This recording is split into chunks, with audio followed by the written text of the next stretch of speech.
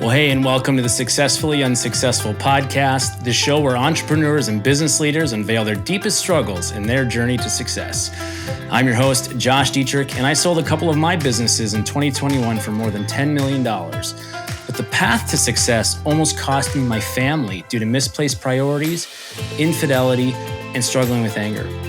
Now, after my own transformation, I'm on a mission to help men like me who want to build a successful business, but with the foresight and framework to keep the first things first: our faith, our family, and the freedom to enjoy life while creating a greater impact in the world. If you're a man looking to elevate not just your business, but also become a better husband and a father, you found your tribe. Using the Kingdom Factor operating system, we leverage content, experience, and a proven process to develop men into stewardpreneurs. This isn't just a show, it's a movement, and together we can journey from our lowest lows to unparalleled heights. Walking into this house, it was just like instant energy, and I love it, Boom. I love it so much. With this episode, my intention, what I really want to hear about is the journey of your story. And so part one, kind of the come up and the twists and turns, which I'm learning more already about video into entrepreneur. I love the way that you attack problems. I remember when we first met, I was having an idea with some sort of cleaning thing. And the way that you just dialed in and thought about how to problem solve, about creating something that already exists, without going into details, but the way that you thought about problem solving, I was like, wow, I like the way this guy thinks. But so I want to hear about the come up. I want to hear about the current kind of mission, and then I want to hear about the vision and but also mindsets on business, life, faith, and just and then wherever we go throughout that. Right on. Anything specific that you want to cover? I think that's awesome. Okay. I think that's really good. But I would say guide me in terms of where you want me to start from the come up, because I can go back and I've done that. I want to hear this. So you go to school for video, 02. What's the inflection where you like, what's that story? So you had something in your mind that you wanted to be in video, and then something happened. A lot of things probably happened. And then I met you in 2020 and you're running all these successful businesses. So take me to the inflection point, what you were doing prior to the jump off, and then what caused you to jump off and start doing your own thing. Yeah. Awesome. Part of my story has always been understanding the areas of my life that I am gifted in and what I get excited about. And I found that in video, believe it or not, in high school. So it led me to Minnesota because I was planning to come to the cities. Like in a small town, Iowa, you grow up planning to leave, right? And that's just a town of 6,000 people. There's not a lot of options to build your beginning. So packed my bags and, moved up here with $1,200, started college, started at Best Buy right away. And from there, the passion thing, I've always known who Christ was, and he's always been more of a head knowledge piece of my life, not the guiding factor in how I was living, clearly in some of the way I was living. But I came up here for passion, and I led to Best Buy through talent and passion. Same idea. It was like, oh, I need a job while I'm here. I'm going to do something in electronics. So I started as a cashier, and I was selling, killing it, replacement plans as people were trying to leave, and check out. Here I am selling them these $30 replacement plans. They're like, this dude has to go back in home theater and sell big ticket stuff. So I'm like, sales, build relationships, ask probing questions. Like, I want to do this though in a way that pays me for my skill. So a guy came along that was at Best Buy corporate doing B2B sales. And I'm like, you're making six figures right down the road, because I was at Best Buy Richfield, Best Buy corporate, selling all the stuff in the stores to businesses. He's like, yeah, I didn't know that existed. Yeah. I want in. Okay. Let me interrupt real quick. What were you doing differently at the cashier than everyone else? And how were you killing it? What was your technique? I think specifically being personable. And I've always had that, like eye contact and asking the questions and being a genuine person. Today, you don't get that. You get transformer. It's basically the people today are equal to computers in terms of some of the mindset around taking orders and transactions. Computers do that. And I was taught early on that even at 16, I was selling those kind of plans then. And so it was like being a human, because computers can take orders, but humans can build a relationship that leads to sales. So that was always the mindset. Instead of like just getting out of here, checking out, it was like, stop, slow down, by the way, so maybe that helps. Nice. Yeah. Being personable, not being a computer. Nice. Yeah. Okay. So you go B2B. You meet this guy, B2B salesman. He invites you over to see what he's doing. And that opens your eyes to a new level. Yeah.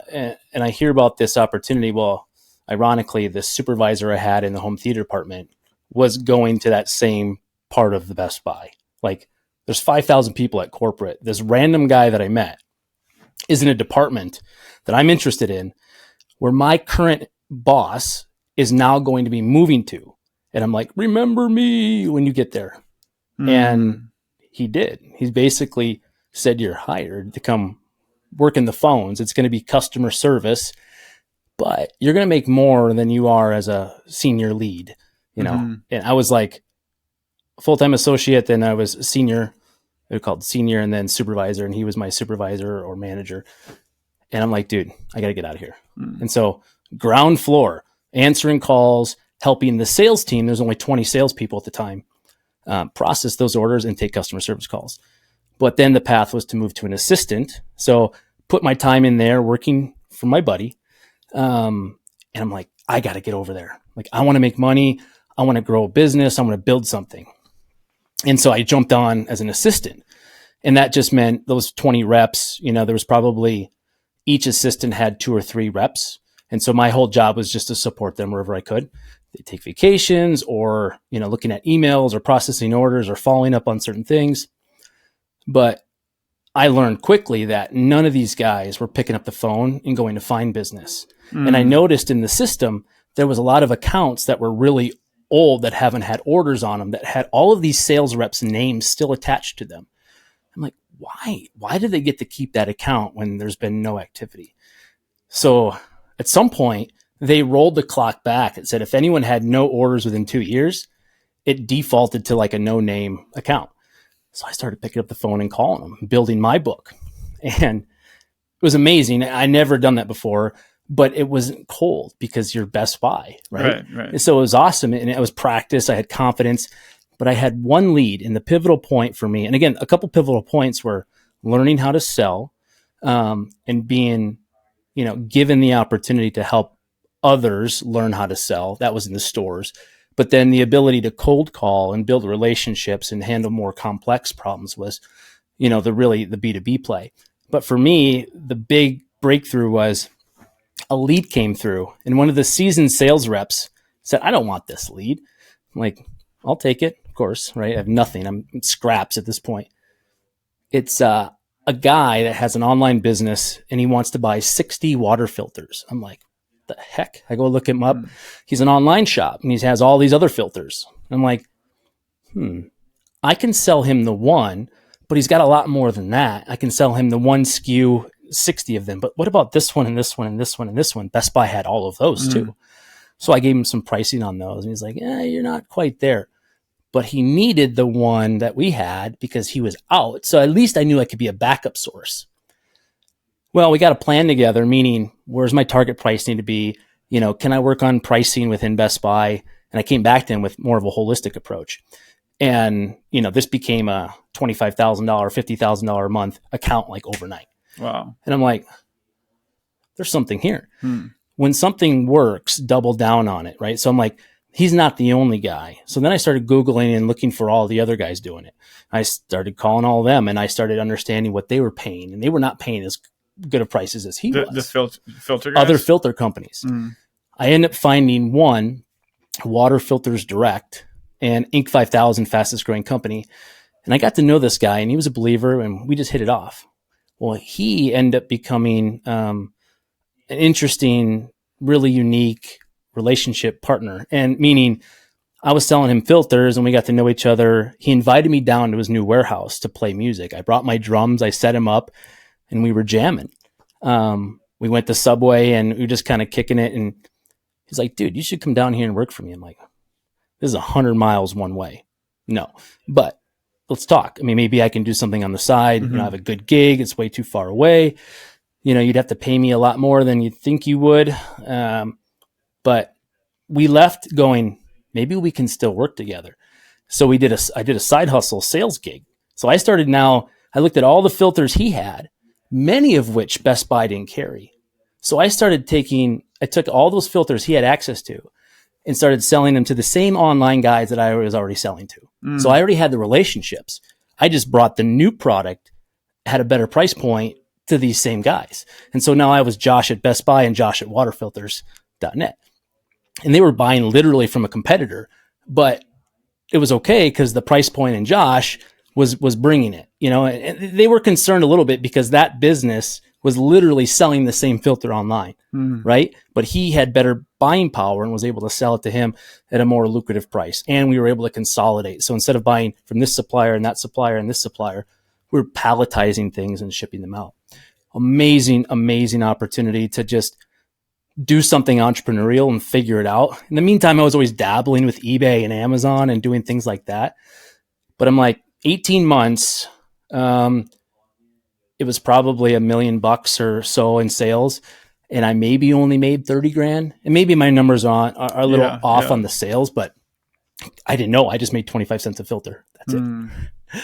So that piece is where I go, pivotal point, trial of 1099 sales, contractor, but I'm good doing my corporate thing. Well, this is in 2008, 2009, 2010, somewhere in there, the market really shifted. The housing market collapsed and my bonuses were going to almost nothing. Like 65% of my pay was based on hitting my bonuses. And I missed one time. I'm like, I see this coming. Yeah. So I called them and we started working on, we've done things together, but what about full-time? What does that look like? And we put something together.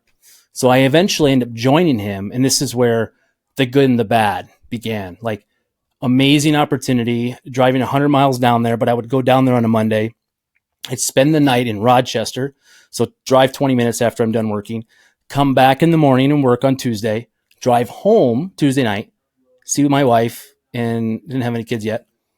Go back down Wednesday, spend the night, come back Thursday. And then I had Friday from home. And I did that for like 3, 4, or 5 months. It was weird. It was hard. My wife was teaching. We didn't have kids. So it was compromise, right? But it was amazing because there was only 10 employees. So that first year we went, he was at 3.6 million in sales. I came on as a contractor. We hit about 5.4. But my first year full time, we went from 5.4 million to 10.3 million. And it was B2B sales. But while I was there, I go, wow, this is an e-com business. I know nothing about e-com, but I see problems and problems and problems. How do I get in, fix it? Yeah. Well, how do we get on eBay? How do we get on Amazon? Yeah. How do we do SEO and affiliate marketing? And so I was like, I'll do it. Wow. And I got to learn basically by just putting my hand up and diving into it. So I'd say within a month, I'm involved in e-commerce. Never did anything with it in my life. That's awesome. What part of you was kind of mad that you did $1 million in sales and you got 30 grand, which is whatever, like, tiny percentage, 3%, if that. And then you go on to this guy, you boost his sales to 10 million through all your B2B. I'm sure there was some compensation, but when you're putting your hand up for saying, hey, I want to try this, I want to try that, are you negotiating each time that you're like, hey, like I'm taking on more responsibility. I'm a 10X player for, and do you renegotiate every time, or do you see that as you're just learning and that's part of the trade? It's an amazing question because it's an answer that it can depend on who you are as an individual and who that person is as an individual. And again, back to relationship, I have never lacked confidence in describing what it is I need and what I can do. And so it's always been one of those fluid things. And so, for example, to answer your question, it's, originally the first offer was, you're way off. You need to be more like here. He's like, oh, you're way off. So then we come full circle. And then he offered me a 60K base and an upside up to 100. And I said, I need a guaranteed 70 because at the time I was only at 40K base and 60, 70K was my upside. And so I'm 25 years old. I live in our main house with my wife. And so the compensation to start with, the 25 cents, I really didn't have any negotiation. It was like, this is what I'm willing to pay. Yeah. Right. But when I went full time, that always invites a negotiation because we're making changes. He's investing in me. But for me, it was a no-brainer because I saw the writing on the wall with what was going to happen with the market. So I knew going into it, I needed to level up my base. And if I had less upside, that would be okay. But I want to hit 100 grand. And so going to 10 million was about the right mix. And it's okay because we're running on slower margins. We're running B2B, and so, you're talking about 10% sometimes. So if you drive 500,000 in profit or contribution margin, it's not that crazy to get, 10% of that, right? Of that profit. So the math checked out because I just came from a direct sales world. And so I'm like, yeah, that's probably okay. But when I finished that year, it was like, high five, sell more. I'm like, okay, but I've taken on more role. And so I tended to wait until the end of the year for these types of conversations. And so, formally we were figuring out what everyone else is going to fall in line with in terms of, year-end compensation. And I was basically skipped over because in his mind, he gave me more than he was going to before. And I said, dude, you could at least do $5,000, right? Like bring me to 75. And it was a conversation that was literally like that, awkward. It was like, really? Like you weren't planning on this? Well, you have your bonus plan. I said, okay, but I'm not just a sales guy. So you're 100% right. But that also inspired me to push him and for him to also push back saying, all right, let's do this. Let's build a more comprehensive plan. Let's build something where we can show you unlimited upside that's going to get you into the place where you're really excited. I'm like, boom. Yeah. So I remember that season, basically my wife and I were at dinner contemplating, and being excited about this next phase, which is like all in, like I'm going to do this. And so I saw a comp plan. It was like, okay, you can make 200 and you can make 300. Well, 300 was like radical. Like it was like going from 10 million to 30 million. Like that was you go from 10 million to 30 million. Of course I'll pay you 300 grand. It's kind of like, okay, but I think I can leverage this. It makes sense. It's not mine. I justified it, but if I look back, I probably would have pushed harder. So that next year we went to 17.3 million.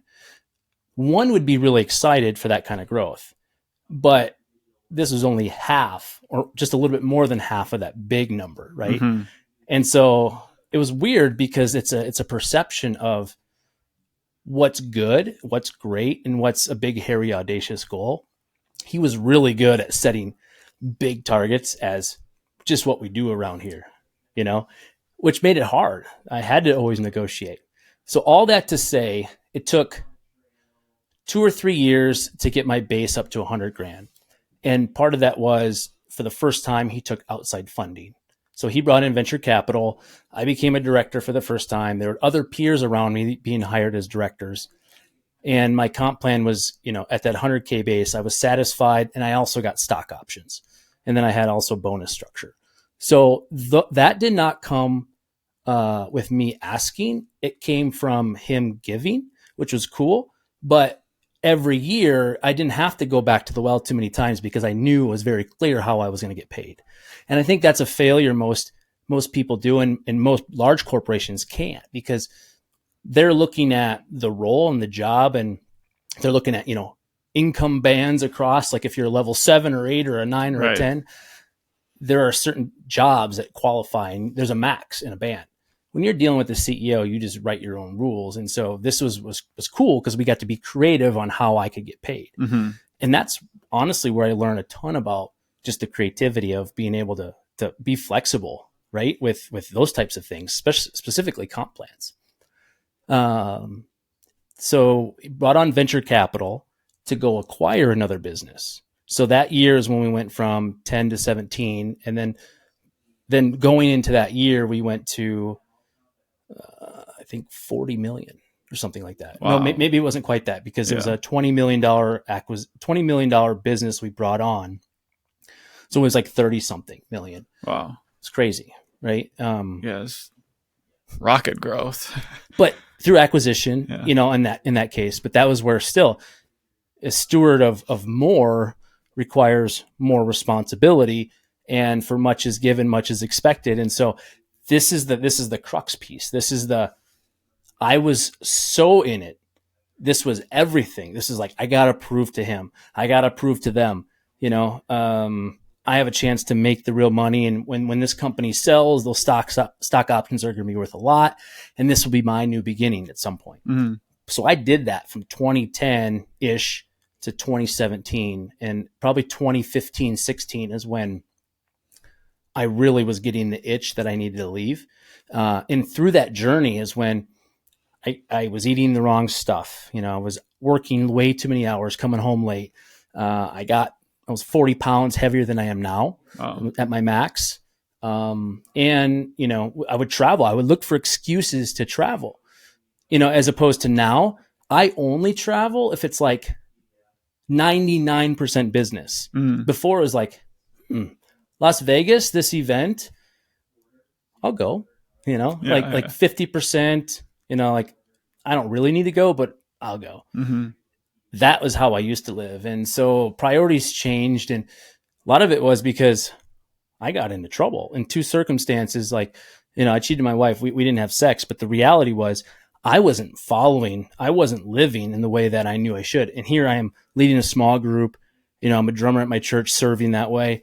I tithe and give, but I wasn't living in the way, I knew I should have been, because the world caught my attention, right? The pursuit of success caught my attention. So that's why I call it the crux. It's like I had to learn all of the skills I have and gave me confidence to leave, to build my own brand, because that's really what happened. I learned the Amazon world. And so that gave me the idea to start my own Amazon brand in 2016. And so I was like, I got to get out of here. I telling me how much I'm going to make. We saw 5 or 6 or 7 different marketing leaders come and go. And here I am the whole time loyal, and I mean, I get it. Other people with experience were coming in, but they weren't lasting. They couldn't last because our business was tough and it was complex. Mm-hmm. So then they finally brought in this big dog from another very large publicly traded company. I'm like, okay, I can actually learn from this dude. Mm-hmm. He didn't make it. Mm-hmm. And so it was official. I was like, what was the hardest part that these people weren't making? It was a complex business because we had multiple brands and we had a legacy email list, right? With 1 million plus email names. And you could buy the water filter online if you just went to the website for $39, our brand. But if you were to do a Google search to be competitive, we had to be at $14.99. The difference between $40 and $14.99 was nothing except for which channel they found the product on. Same product. The reason we did that is because that email legacy list, they were used to buying $59 filters. Now they had a $40 option. So we didn't need to show them the $15 option because they didn't have any frame of reference. Wow. When they went to Google, they did, right? Because now they would see 2 or 3 or 4 of our competitors. So I was like, to learn that, to do that. Plus, we were also selling to Groupon and Amazon and eBay. And so that created more real estate, more competition in the same space that we were selling in. So it created inherently this conflict that had to be navigated carefully with strategies, measurement. And people were like, I don't get this. Not that because they couldn't pick it up, but they couldn't find the levers of growth they thought they could bring to the table. And so that led to just burnout and high expectations and, overpromise, underdeliver. And boom, I'm out of here.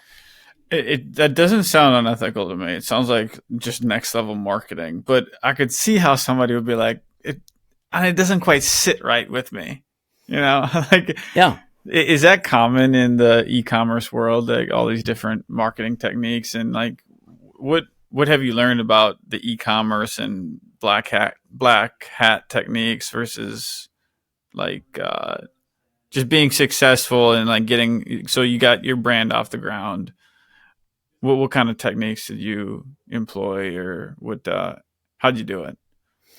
Yeah, I think along the way, I always knew that from an integrity and ethical standpoint, I wanted to be as close as I could to right, and that meant being right to win is the right way.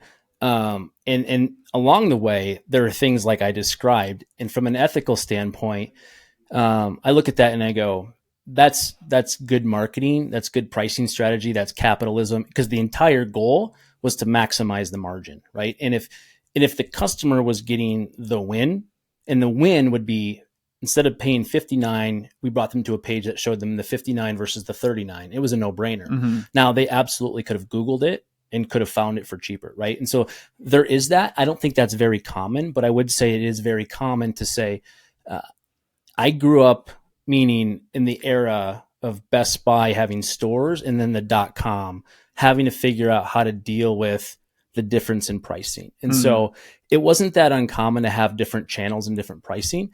But Amazon, pretty much changed that. It's one price and it's very dynamic. It changes all the time. And basically it came down to the world adjusting to everyday low price. So that was a strategy. Now, on the flip side, this is the tactic I employed because of this. When you're served up, the GE filter you always buy at 59, the same one you get at Home Depot. But when you're looking at a side-by-side comparison, does that remind you of a retail store when you're going to buy, let's just say, ibuprofen, the brand Advil? Right next to Advil is what? Well, the generic version, or Tylenol, or whatever. Yeah. So you got ibuprofen from the Advil brand. Next to it is Up and Up at Target, right? Yeah. So what I learned specifically is that's what we were doing with our tier 1 brand next to the GE brand. And I learned that the lower cost alternative, even though it was $20 less in revenue, our cost of goods was like $7-8 versus 40. So yeah, we could give up the 20 to gain another, $10 on top of that margin. So we were making more margin dollars. And so I learned that trick, and that was all about sourcing the right quality of product. That's the biggest takeaway there, because if you can source at the right cost that has the right quality, Amazon specifically created that ecosystem of what's the price point and what is the customer feedback loop, right? It's reviews. So when you're searching and you're optimized for the right term, you're going to land in the right spot if you have 4.5 reviews and you're a good price point. And so I created a brand, and I said, if I could do this with water filters, I can do this with anything. So that's how the brand Essential Values came. That's the brand that I launched in 2016. And my first product was a Keurig descaling solution. Same idea. You could buy a Keurig descaling solution, 14 ounces for $14.99, one time, one use. I came up with a product. It was 2 uses for $10.99, but it was only 8 ounce liquid because it was concentrate. And so the difference between 14 ounce and 8 ounce in weight was, it's close to 6 ounces in weight, 6.5 or something. It's, volume weight versus weight isn't the same, but the point in the weight was the shipping costs were like $1.60 cheaper. So I was selling it for $4 less, but my costs were way lower, and I was saving money on the freight. And so I was selling thousands and thousands of these. And the first batch was literally me taking a 5-gallon bucket, 5-gallon jug. Let's just say that, not jucket. I went to Home Depot, got a bunch of contraptions to fill up 80 different bottles, maybe 70, I forget, 70 or 80.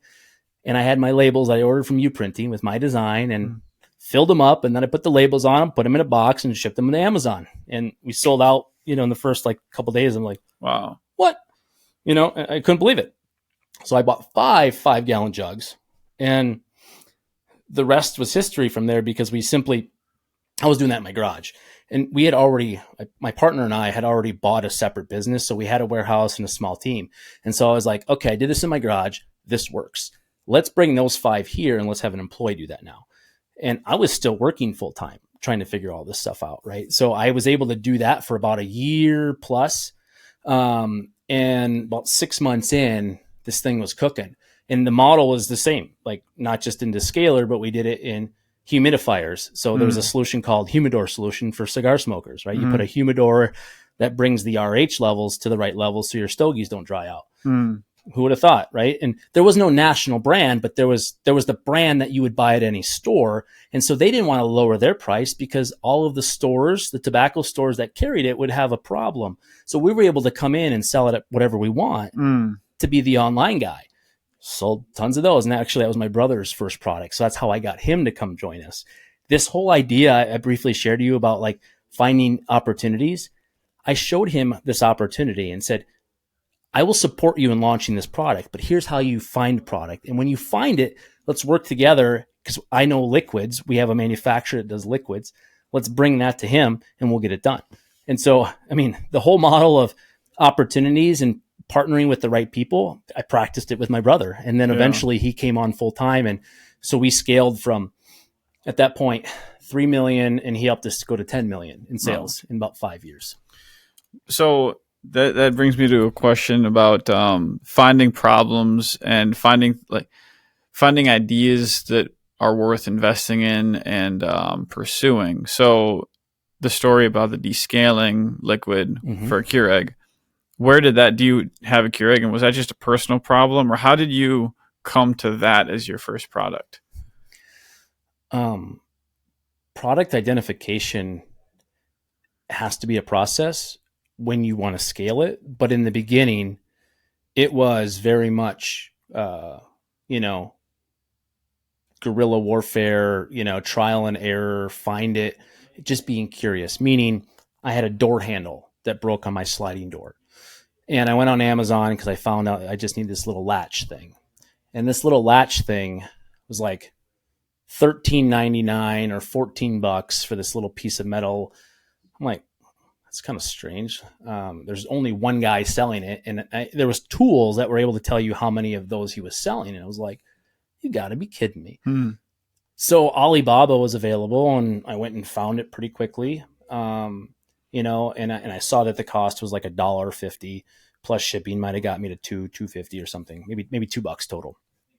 And I was able to sell it for less and make a ton of money. Now, again, ton is relative to how many units you're selling, how much advertising you're spending. Like there's a lot of factors. But the problem was me just trying to replace something in my home as a homeowner. The scaling solution was similar because $14.99 at Target, it's like, But because that was such a national brand, the idea brought me back to filters where people are looking for this name brand thing. They know how to search it. So I used that to reverse out when I search it, who shows up. And if only a few people show up, either two things are happening. It's a very small market because no one's caught wind of it yet. Or, someone's just killing it and they're up there all alone. And that was the case. There was like one or two other guys doing it. And so I'm like, why? Well, it was a citric acid that fell in the bucket of an irritant. So it was technically called hazmat, right? So it's like, it's in the bucket of hazardous goods, stay away. So I'm like, bring it on. Let's figure out how to do that, But that's exactly how we did. So that's one bucket of problem solving. The other one that would be just using tools. There are a lot of tools that blew up that allow you to really filter and sort by those types of criteria to find the right product based on, the type of category it was in, the price points, how many units it were selling. So those are more of a scientific method, but a lot of ways, because that data was available. That data had not been available. It was guessing. So using data to support your thesis, the thesis is first, is there a gap? And so you'd be looking at a lot of gaps, but when you use data to systematize that, it's like, we can do this in a lot of different categories. And that's why the brand was called Essential Values, very generic and can be done in, any category. Yeah. I love that. That's smart. Yeah. It's a great name. Essential Values. I mean, there's a few brands like that, right? Like Everyday Essentials, I think is Cub Foods. Right. Okay, a little generic. I think I've heard of that. People are like, I'm like, no, it's probably this one. It's probably Cub Foods. Yeah. Like, okay, right. Like, it's all right. It's okay. So what was it like selling that company? Was it because I've heard entrepreneurs say that it's like giving away their baby. Some people have really no emotional reaction to when they make the sale and the money hits the account. Some people say it's great. I don't know, but like, one, how did you find a seller? Because everyone always talks about building and then to sell. Like, was that Yeah. was that a hard thing to find a seller, or was that pretty easy? Or a buyer, I mean. Buyer, yeah. No, I mean, yes and no. We were fortunate enough that we had another business that we had acquired, and that business we acquired really took off at COVID. We took it because it was distressed, and we spent some time and effort, removing a lot of overhead and bringing it into our business model and our building, and using our strategies to reduce, paying an agency, reduce paying a 3PL. And so we grew that in 2 years to a pretty good amount, where we're like, with COVID, we should probably consider selling this now, because to do the same sales next year would be pretty tough. And because of that, the conversations we had with buyers were only because we chose to hire a broker. So we hired a broker for that business because what we wanted was the largest pool we could find of buyers, because it was a specialty niche e-com business. So through that journey, I heard of this group called aggregators, which was a wild season of businesses that raised $15 billion over the course of like these 2 years. And they went and bought a bunch of Amazon brands to consolidate them together. And so they were easy to find. I could Google and literally find every aggregator. So I called 30 of them and literally cold called them. And so I ended up getting featured in a Business Insider article about this through a connection I made. And I ended up getting, like, I don't know, 13 very interested, and we got 6 offers. Wow. And so we went from selling 1 to selling 2 businesses in a period of, we ended up closing one in March, like 27th, one on April 1st. Wow. And the one started about a month before the other one. So for us, it was like, what? These 2 businesses, I guess we're selling them both. So you sold 2 businesses like unexpectedly a couple of days apart. So what do you do after you sell? Is it kind of a whole, or is it celebratory, or how are you feeling when that goes through? Yeah, I remember being surreal. Like, it's going to happen. It's probably going to happen. Not sure if it's going to happen. It's probably going to happen. Yeah, it's going to happen. Not really planning to sell. We didn't have our hopes up. We basically had one that we were thinking we could sell, led to 2 that we end up selling within a couple of days. And we're like, dang, like, just high five. It was literally that. But we still had a third business together. And so part of us were like, okay, this isn't one of those things where you sell and sail off in the sunset. We just kept doing what we were doing, because the two buyers that we had contracted back to us to continue managing the brand. Wow. And so we got paid, and then we got paid to keep it going. One we still have to this day. The other one moved on, but that turned into a new business model. That turned into us managing other brands. So now we were able to take, because we had already been doing that. The third business already existed. It was one that Ryan and I earlier bought. It was just promotional products. So like, putting your logo on stuff, but it was for enterprise brands. And the reason we could do this model and service clients is because we had a warehouse, we had inventory, we had a system, we had people, we knew how to grow, we knew how to manage websites, customer service, yada, yada, yada. And we're like, people are still showing up at the warehouse every day. We still have a business here, and let's grow it. So that was the plan. But I disappeared, and I disappeared going, I need to figure out what's next. And so my brother, who I brought up from Iowa and helped kind of grow this business, he participated in some of the exit, but we started with another brand. We launched another brand while we were going after new clients. So what happened was my brother was stuck managing the previous businesses who are now our clients, managing a new brand we just started. And then I was going hunting for new business. And so I started lobbing them over the fence. While we were trying to figure out, who are we really? Like, what's that name? What's that website look like? How do we tell that story? Well, we proved we can sell. We proved we can do this. Let's ramp it up. And so that was 21, 22. In 21, I started writing the book, and it was about my process and journey of selling this business. It was fun. I hired a ghostwriter, and it was like telling the story. And so didn't make any money, and it was the wrong timing to. The book was literally about how to sell your own business. Wow. the world drastically changed with these aggregators. And let's just say the interest in selling has changed given the cost of capital today. So that was great. I mean, it was a fun experience, but it wasn't going to go anywhere. And so we started round 2 of building the next business. And my brother just hit his max. Like, he literally was doing all of this stuff. I stopped going to the office. I was lobbing things over to him, and he snapped. He literally quit over a leadership team call. And that's what rocked me. And so that was the beginning of this year. So that brings us kind of full circle to, figuring out what's next. This was the last thing kind of hanging there in terms of like those businesses, that legacy. That was all in the Bright Ventures world.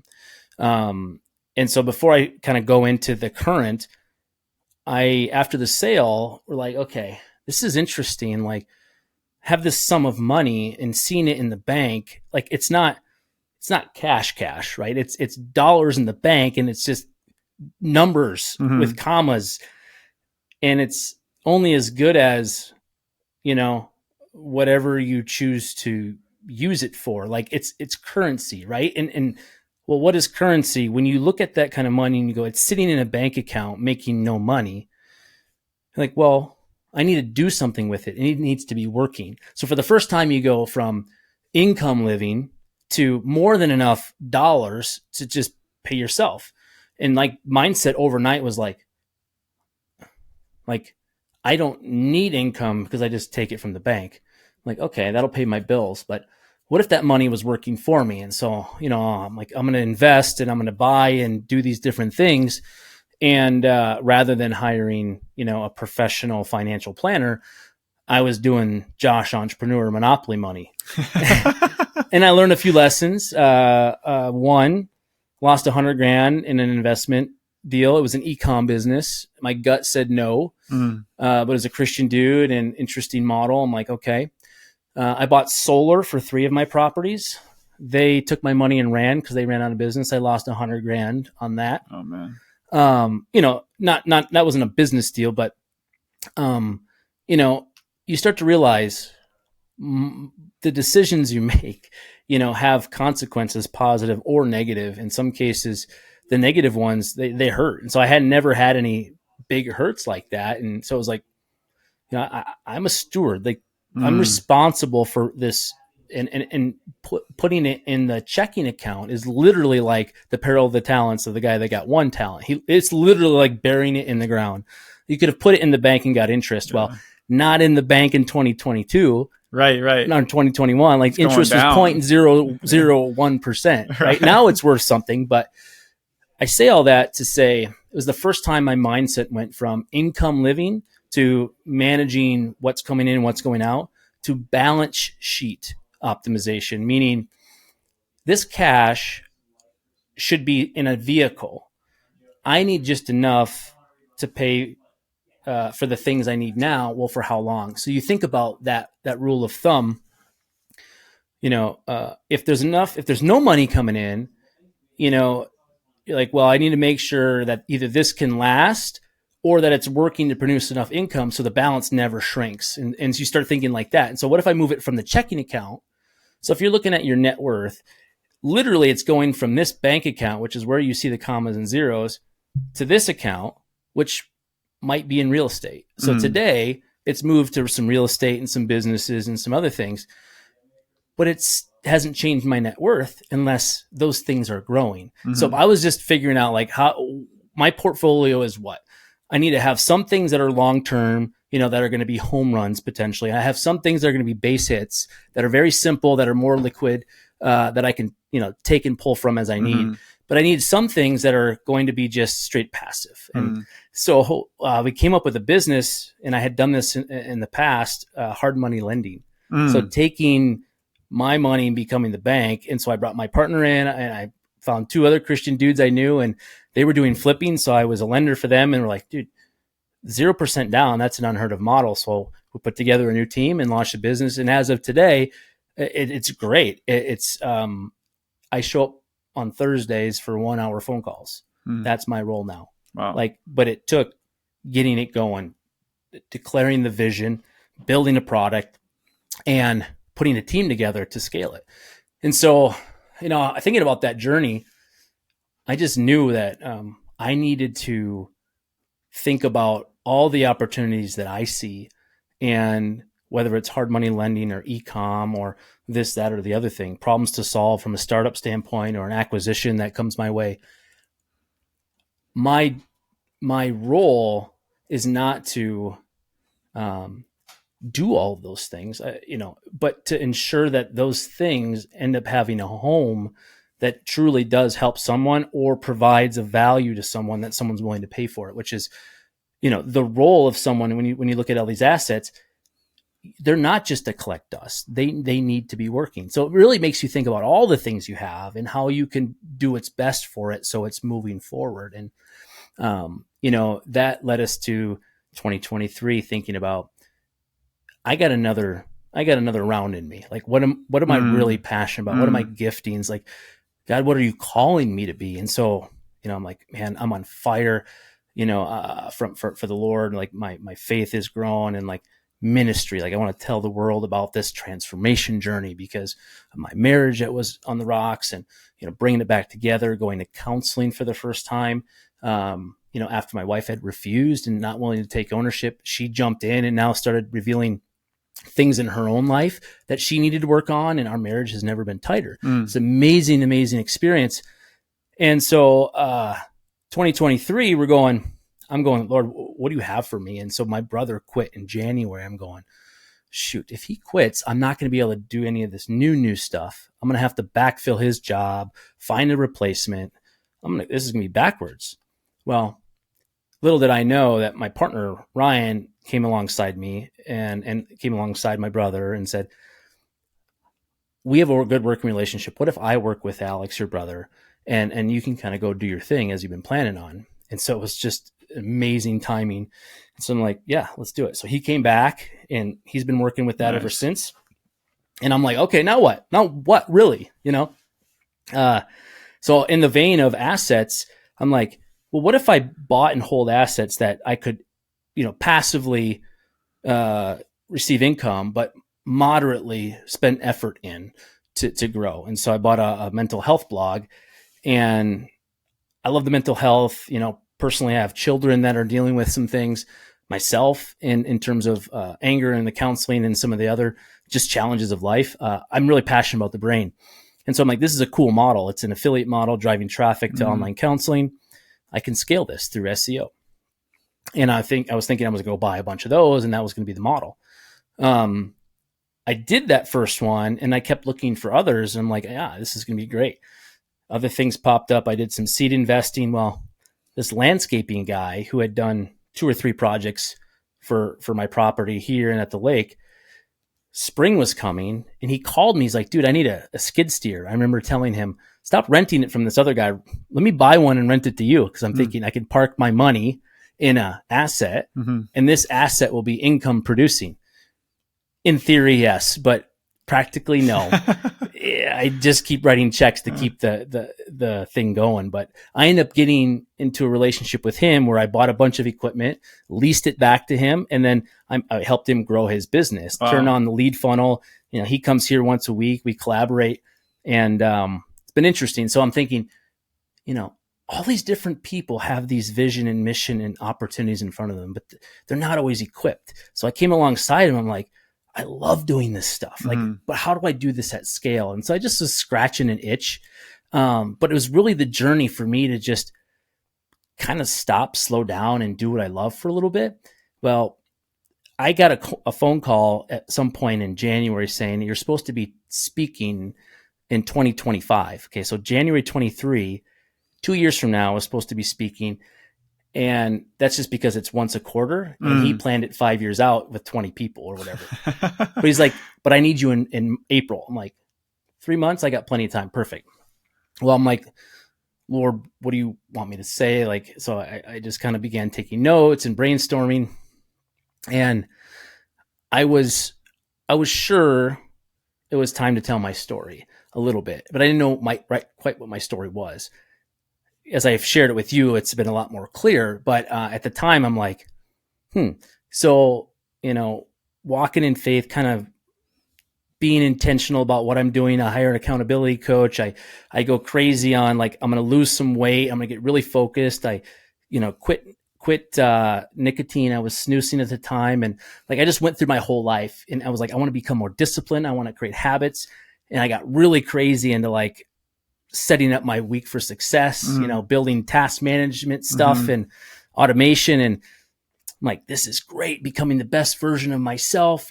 Here I am 39 years old and the Lord was leading me down these paths to reconcile relationships. I started counseling with my mom at 39. She's 68, and amazing because we had a relationship that was fairly tarnished. I mean, my entire life. My mom wanted me to go to counseling at the age of 8 years old. I wouldn't go. And then I went to my former employer who I'd been holding on to resentment. And, in that case, I was like, dude, I've been harboring these feelings towards you. I'm sorry. Like, I'm not sure why, but let me just tell you what's happened in this last year and apologize. And so I went through this season of just sanctification, the crap out of my love, out of my body of the areas of my life that Lord, I didn't give control of, and that he was now taking control of. It was amazing. And so fast forward really quickly to March, we drive to Brandon Lake to see him in Kansas City. And my wife and I are having a great time driving there, getting to know each other again, like a mini long weekend date. And she begins telling me some things, sharing some things with me she planned to never share with anyone. I was like, wow, like this is wild. Well, at the concert, we're there and it's time, praise and worship's over. There's kind of a break in the session and a guy comes out and he's like, who all needs, prayer? I believe that there's someone here tonight that could use healing in their hearing, in their ears. So my wife has been struggling with hearing. And so she raised her hand and some people kind of came around her and started praying for her. There was a number of other people that had their hands up as well. And, after everyone disbanded, one lady kind of leaned into her and mentioned something, a very prophetic word around the topic she started to broach with me on the car ride up. And it spoke to her heart. And I'm like, what the heck's going on here? So concert's over, we go eat, and she's like, you don't believe what happened. I'm like, what?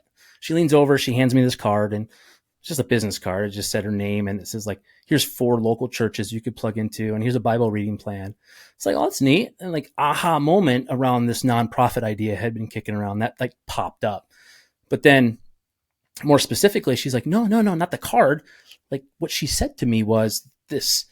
And it basically her light bulb turned on her head that what she'd been holding on to, she didn't need to hold on to, and she needed to let it go. And that God had already restored her from that. And that the chains were holding there were not there, did not need to be there. And he removed that burden from her and moved it from the debt bucket to the asset bucket. And basically, in a matter of moments, this barrier between her and herself was gone. This thing that happened to her, and not that it was gone, but it was no longer holding her.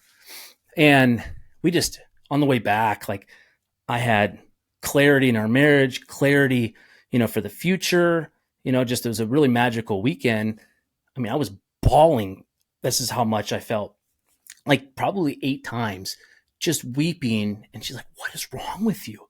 And I'm like, and she's like, do we need to pull over? I'm like, no, these are just tears of joy. And I just began, the Lord was just speaking to me about, the journey I've been on and the example that I can be to others by sharing my story of, going after success and, failing and then restoring my marriage and putting in the work. And, he said, you can use this for good. And that's what we're going to do here. So I came back pumped up, ready to go to write my talk in April. Wow. And so I literally, because of the circumstances I was in, I put everything aside and I was able to spend 4 weeks just grinding on that talk. Not because it was the end all be all. In fact, the Lord made it very clear to me that this was just the beginning. But some of the things that I was weeping over as we were driving home in that trip were, he was revealing to me some of the vulnerabilities that I'm able to share that would relate to men, but more specifically, when you do that and when you take steps in faith, the enemy's coming. And so I was reminded that, Tim Tebow popped in my head about, him being a professional as he is and good looking, has still faced a lot of adversity for his faith. And so I was reminded of that, and I was reminded of the enemy. I was reminded that I have a family to protect, but he's calling me to big things. And I'm like, just weeping, because as I'm thinking through this and the doors that have opened and the circumstances that were aligning, I'm like, holy cow, just like, wow. So I come back, raring to go, write this story, show up April 20th, give the talk. It was fine. I'll give it a B minus. But the line successfully unsuccessful came out of that. That's it. We're going to tell my story. We're going to bring in business dudes, let them share their story of struggles, but how they're navigating life as a husband, father, and business leader, and killing it all areas because they're doing it the right way. And so how do we get that story out there? Well, that led to, how am I going to monetize this? Because now I'm just writing checks to get this thing off the ground. It's like, duh, like, oh, I should probably think about that. So full circle, the coaching opportunity came about because I'm like, these men, part of my freedom came from the liberation of being able to meet with men and be real, like to share my struggles, to bring my insight into their challenges as well. And so this group of guys, I've been going through with 4 years every month. And like, the world needs more of this, period. And so door open there, and so much so that it was like, he flew out here. It's like, let's consider a partnership. I'm like, what? I just wanted to become a coach, but I think you're right. We should do something more. So just radical in the sense that the Christian Business Men's Connection, CBMC, that I've been a part of, before I joined that 4 or 5 years ago, this group called Truth at Work reached out to me. And they wanted to start a Minneapolis chapter. And so that would be building and finding members of a team to form a team of 10. That would be like a cohort. It would be like CBMC. And I hadn't heard of that yet, but I was intrigued by it. And I went as far as going to the president and discussing with him becoming the Minneapolis chapter. Well, I was like, I should really consider this, but the doors are open, but I'm not clear that this is the path that God has for me right now. I wasn't. And so a guy in my small group, Aaron Hoffert, is like, dude, my dad is involved in a local Christian business group. Talk to him. So I go and sit down with Don Hoffert. He was leading the CBMC area. And it was very clear to me. It was like the Holy Spirit hit me over the head. It was like with a very specific metaphor of, it's time for you to learn not to lead. And jump in a group, don't do this thing. Don't get distracted. Go down this path. And so that's really what kickstarted a lot of the sanctification in my life. And so, but that organization, the founder of that organization, eventually Truth at Work moved on to start Kingdom Factor. So that's this platform now that it's using the same operating system model to gather, to pray, to solve problems, and to have accountability. And so he launched a version of that I could use as a tool in my tool belt to go digital with my membership, with a membership group, which was the monetization of the podcast. That would be the hope, right? Nice. So full circle, I go back to them, and I never met the founder. I only met his partner, his sidekick. And so 5 years later, we connect back up, and I'm like, I think we need to talk about this coaching program. That's when he said, I need to come to you, or you need to come to me. So when he came to Minnesota, he stayed here at this house, and we were talking about the vision around the podcast. We're talking about the vision of Kingdom Factor and how men need this in their life to bring them together to go through life and sharpen each other. And their model is focused on coaches. My model would be focused on members. And so this is where he's like, we should partner up. I'm like, yes, because at some point I need more coaches to support the members, and I know how to do that. And by the way, the coaching model is pretty interesting, and I could probably help there. And so that was kind of the partnership idea. Well, I ended up going back out there after signing up for being a coach to talk through more details. And it's just like that path is moving forward as we speak. And it's about, how is God working through this, and being aware that there's some timing at work and there's some deliverables that have to happen. But it comes down to this entire movement that I see it's happening. Hmm. And what I'm excited to talk about with Mick, who's up next, is really how God is bringing men together that have the same desire to grow, the body to come together, to do things together more than we could on our own.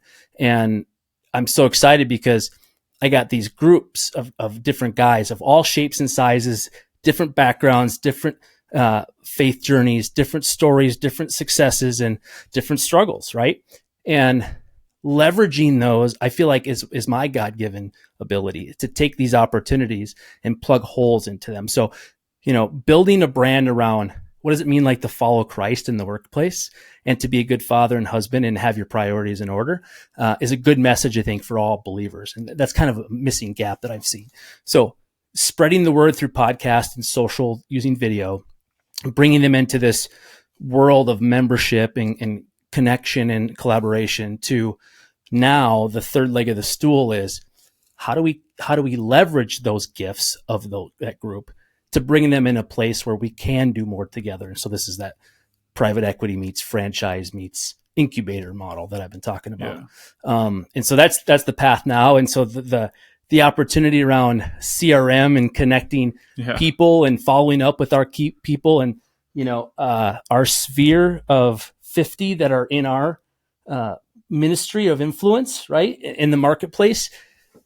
How do we continue to engage them? What are the next steps with them? And so I'm excited to see how that unfolds, but dude, we could go all day. That's wild. Okay. Last question. Yeah. I like asking this one just to wrap things up is, based on everything, this journey that you've taken over the last, say, 20, 30 years, what's one thing that you want to leave the audience with as far as lesson, word of wisdom, and ask, just a parting word?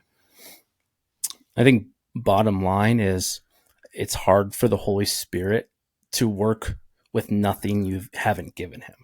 So if you submit and make it a practice to lean into him, and to follow him and to guide him and to listen to his voice, you begin to understand that his ways are greater than your ways and his idea of success is far bigger than you ever imagined. And by being patient and waiting on him, when those doors open, these are the doors that we go through. And when we go through those doors, the blessings can follow. And if we continue to be good stewards of those blessings and use them to point them back to him, he'll continue. He'll continue because if you've been given 5 talents, much is expected. If you've been given 4 talents, much is expected, but it's easy to bury them in the ground and do nothing.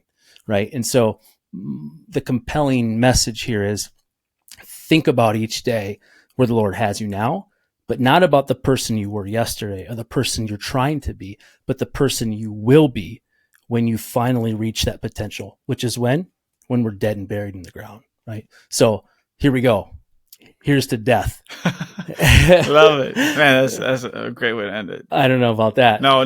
That last word though, that's powerful. Cool. Man. It's a lot easier to bury it. So, man, thank you, Josh. Thank you. Well, and just being able to sit down with you and have this conversation, you got a little bit of flavor of the energy. Yeah. Oh, yeah, I did. Yes, I did. So every Tuesday at what time did you come? 11 every day. Yeah. You come on back. Tuesday at 11. Nice. I don't know. It'd be fun, but that's it, man. He's working. Cool. Let's go. All right, bro. Awesome, man. Thanks.